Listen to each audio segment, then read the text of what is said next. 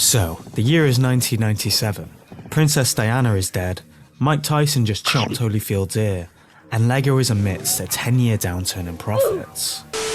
Where is the money? Clearly, LEGO needed something cool, radical, and Polynesian to catch the attention of 90s kids.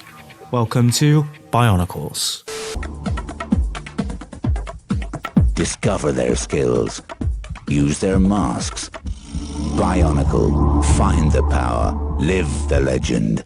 Now, I was going to go through the history of the Bionicles, but that could easily be a video by itself.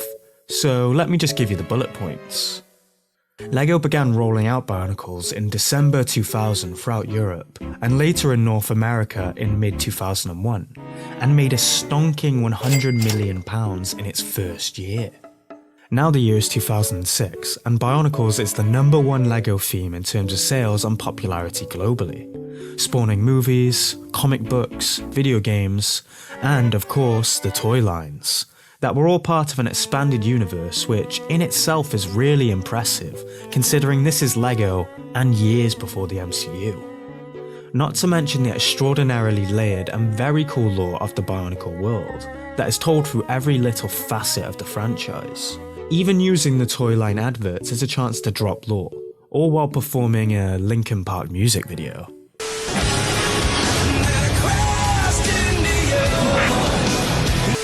But of course, what goes up must come down, and after dwindling sales, the decade-long story of the Bionicles was discontinued in 2010, after one final wave of Toa, just to be replaced by this shit. No.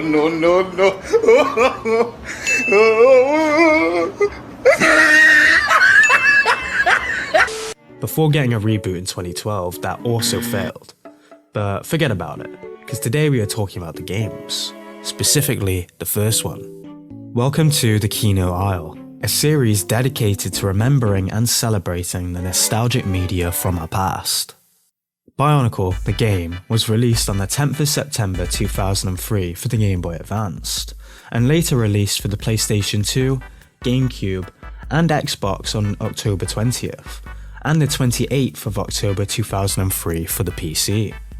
The console and computer versions were developed by the British company Argonaut Games, with Mobius Entertainment sorting the Game Boy Advance version. Now, this game was not received well, getting at best lukewarm reviews, with Brett Todd from GameSpot saying that all the wonder of the Bionicle universe has been bled dry by a vapid design and an atrocious camera system. Yikes. The game bombed, and the devs Argonaut dissolved in 2006, leaving nothing but a tech demo for Bionicle City of Legends in their wake. But either way, I think these types of games always seem to get rinsed when they are released, and I'm sure it's deserved. But at this point, it's 2023, I'm nearly in my mid-20s and in need of some Kino. And I'm certainly not a game critic, so we move.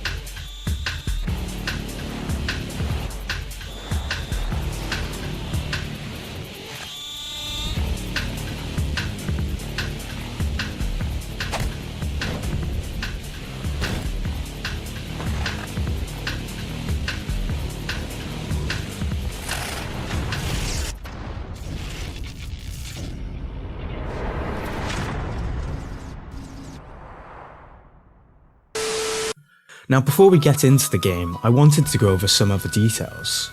So the devs were not given access to the voice actors from the Bionicle Mask of Light movie, hence Argonauts went with sound-alike voices for the characters. Now, for some reason most of these voice actors are uncredited, apart from Sean Schemmel, who played Makuta, Jim Ward, who played Bahatu Nuva, and Travis Willingham, who plays Tahu. And to be fair to the devs, they could have just not featured the Bionicles voices, or just hired utterly different voice actors, and I really doubt anyone would have cared. So props to Argonauts.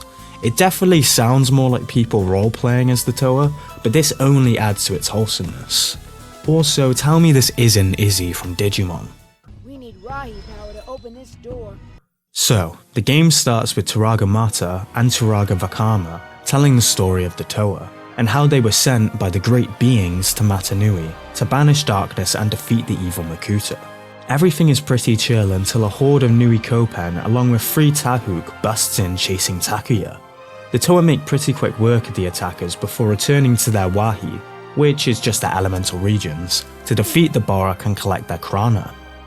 For the first 2 missions you play as Tahu and Kopaka in their home Wahis, Ta Wahi and Ko Wahi. You cop coins, save Matoran, and beat different Borak, copping 2 Krana in the process.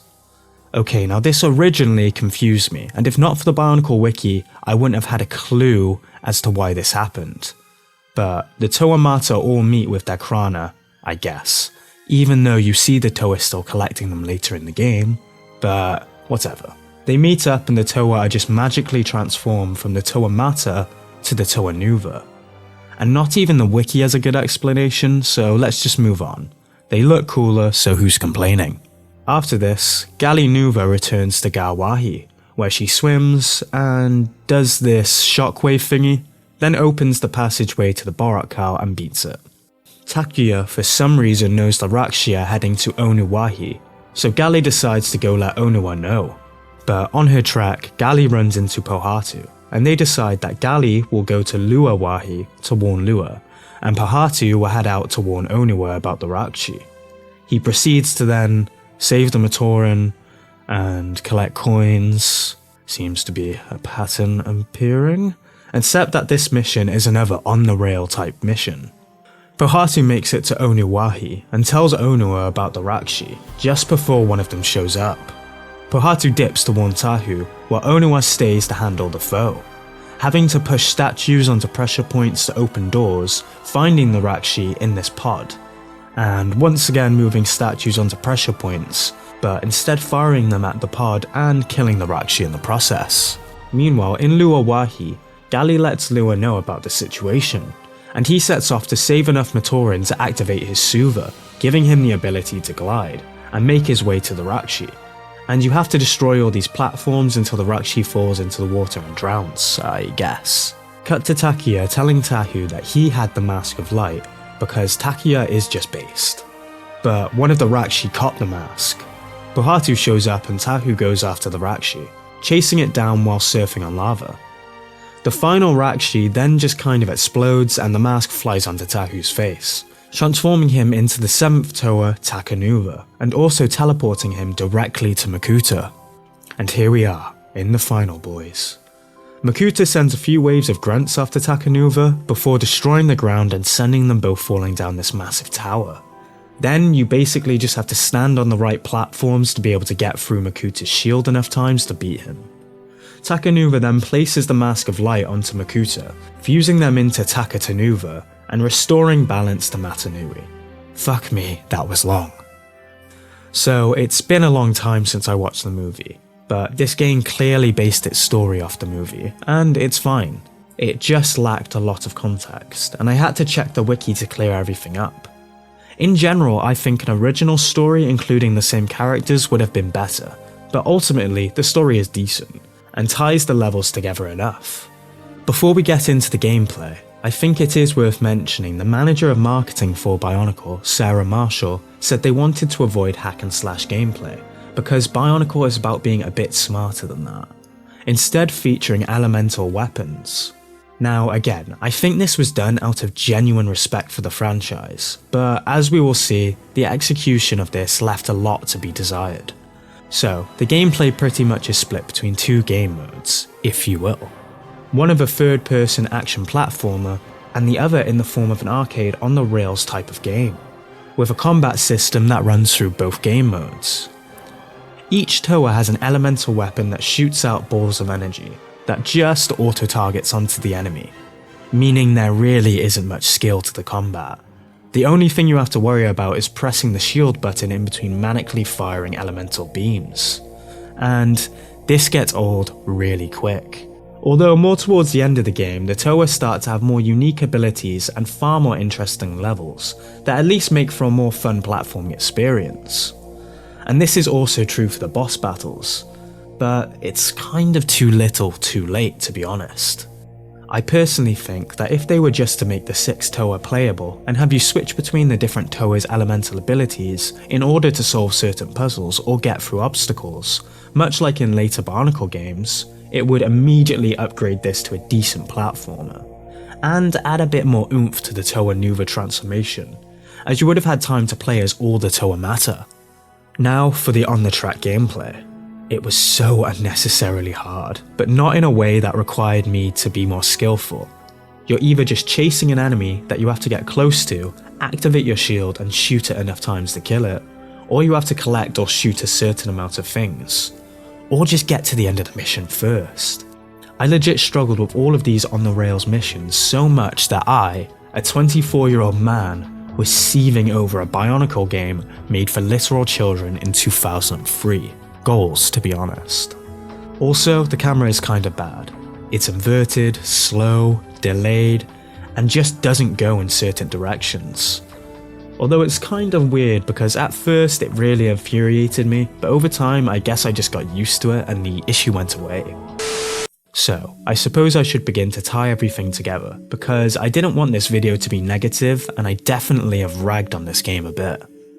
I really enjoyed this game, and nostalgia is a hell of a thing. Because if a game with these issues came out today, it would be in the bin. But for how annoying the on-the-rails levels were, they added challenge. Even with most of the boss battles being simple, they add just enough challenge to give you that dopamine hit and keep you playing. And yes, the early platforming levels are very empty. But as the game gets into its rhythm, the platforming elements begin to become far more dynamic. But the real question is, why is it in the Kino aisle? What makes this game Kino? And for me, it's all about the vibe. This is clearly the work of Bionicle fans. The combat system, although it wasn't amazing, came about directly because they wanted to do the Toa justice. And as somewhat of a Bionicle fan myself, I appreciate the effort. From the sound-alike voice actors to the slightly scuffed soundtrack, this game is brimming with character. And to be fair to Argonauts, they managed to roughly tie in the movie's plot while adding some other elements of the lore that the film misses. Like seeing the Toa Mata before they transform into the Toa Nuva. All in all, Bionicle The Game is a really quirky and perhaps even misguided love letter to the Bionicle franchise. And for this very reason, it deserves to be the first game in the Kino aisle. I hope you enjoyed the video, and please leave a comment with any feedback or suggestions for future videos below. And of course, a like and subscribe would be sick. This is my first video, so honestly, anything I can improve on, let me know.